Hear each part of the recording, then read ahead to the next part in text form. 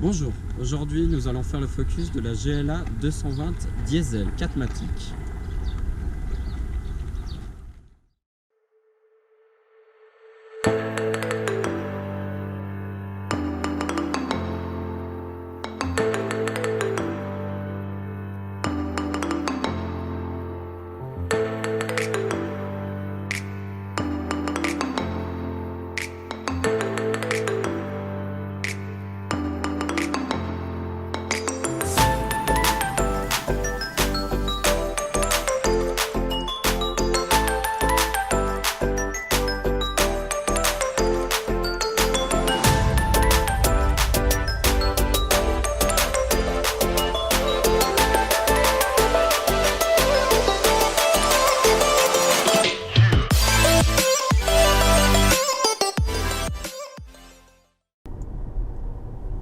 Nous sommes actuellement dans la GLA 220 diesel 4MATIC sur une route ouverte. Nous consommons 7 litres d'eau au 100. Il faut savoir qu'aujourd'hui nous avons plusieurs modes dans ce véhicule. Nous avons le mode écologique, le mode confort, sport individuel et off-road. Le mode écologique va baisser dans les tours pour consommer beaucoup moins. Le mode confort va être entre le sport et l'écologique, c'est-à-dire qu'il va essayer de minimiser la consommation tout en gardant une puissance élevée, on va dire. C'est assez juste.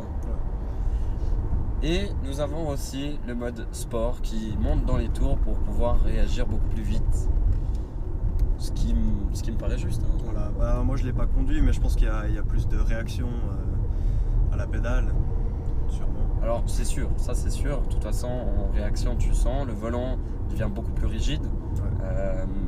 La conduite se refait sentir un peu plus. Et le couple, enfin la puissance qu'elle met au moment où on appuie sur la pédale, ça va d'un coup plus vite. Est-ce que tu aurais 2-3 caractéristiques Ouais, alors au niveau de la consommation, déjà la consommation urbaine, parce que forcément ça consomme plus. On est à 6,6 litres à peu près. Et après, en extra-urbain, sur l'autoroute ou sur des routes qui roulent comme ici, on est plus à 5 litres 3, sans forcément tirer, bien sûr, c'est pas sur le mode sport. Sinon, la catégorie énergétique, c'est du F. Bon, voilà, on ne peut pas être bon partout. Et sinon, on a une cylindrée de 2200 cm3, donc un bon 2 litres. Ah oui, c'est sympa, 170 chevaux et puis une accélération de 0 à 100 en 7,7 secondes. Ce qui est plutôt pas mal pour un diesel de cette motorisation-là. Voilà, clairement, ça reste correct. Après, toi qui connais un peu plus dans la motorisation, en sachant qu'on n'est pas non plus dans une Mercedes AMG, il faut savoir que les Mercedes AMG c'est des modèles sport de chez Mercedes, où il y a des V6 biturbo, des V8 biturbo. Ici, par rapport à ta place passager, qu'est-ce que tu ressens? Bah, déjà là, c'est confortable, hein. C'est plutôt confortable par rapport à d'autres voitures. Et bah, disons que ça accélère bien quand on est en mode sport par exemple. Voilà, c'est à peu près tout. Après voilà, ce serait bien de la conduire pour voir ce que ça donne, mais bon, c'est sûr. Mais et aussi, dans les bouchons, par exemple, comme là on est dans un bouchon, alors en tant que passager, on se fait souvent un peu plus chier que le conducteur, parce que le conducteur, bah, il conduit, il doit être attentif. Ouais. Mais en tant que passager, dans le confort, la sonorité, donc externe, si tu entends très fort ou pas fort ou quoi, c'est quoi à peu près ton ressenti? Alors au niveau de la sonorité, on entend mais pas hyper fort, donc ça va, c'est assez agréable. Alors c'est vrai que si on a envie de tirer un peu plus, faudrait peut-être pas prendre ce modèle là, plutôt un modèle AMG. Et bah, sinon c'est vrai que dans les bouchons, en fait c'est une automatique, donc c'est mieux aussi, je pense que c'est plus agréable. Ouais, à la conduite, voilà, c'est agréable, il n'y a pas besoin de changer tout le temps de vitesse, elle le fait toute seule. ce qui est appréciable. Voilà. Après, niveau son audio, t'en as pensé quoi? Concrètement, il faut savoir que nous ne sommes pas sur une qualité sonore élevée.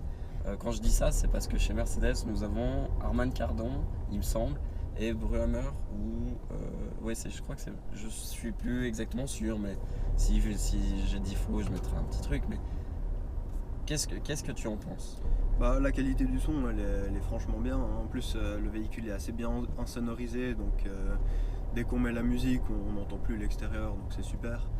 Et en plus, il y a les dispositifs qui permettent de régler un peu où on veut mettre la musique. Je sais pas comment expliquer ça, mais Ouais. voilà.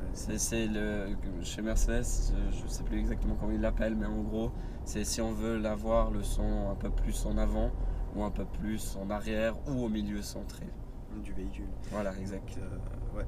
Alors ça, c'est très agréable. On va vous faire écouter un peu la sonorité de la musique à l'intérieur. Ça donne à peu près ça. Always come when I need you. You know I'll be there for you. Where are you now? Where are you now? Always try my best for you. You just know it is true. Where are we now?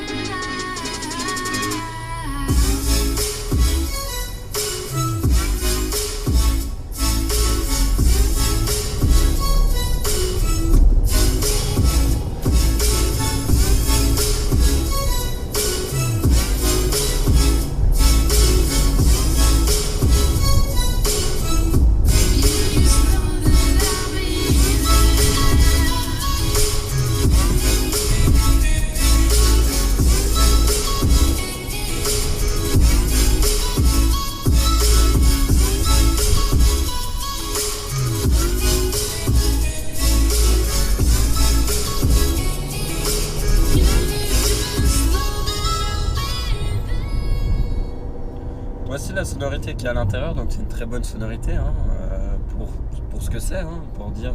Bon, il y a la marque aussi qui fait que c'est une très bonne sonorité, mais qu'est-ce que tu en penses de ce que tu as déjà pu entendre, ce que tu as entendu déjà dans ce véhicule, dans d'autres véhicules?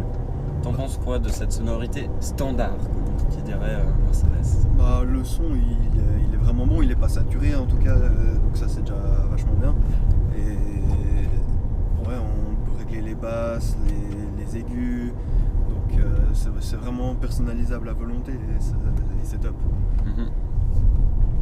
Alors moi je trouve que après c'est un avis personnel, il faut savoir que je conduis plusieurs voitures.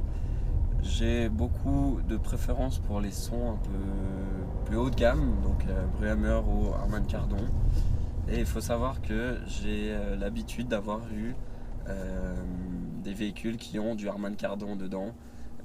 Nous allons vous laisser avec cette route magnifique et ce son magnifique de cette voiture qui est un son neutre, qui n'est pas extrêmement sport ou quoi, mais nous allons vous laisser avec ça.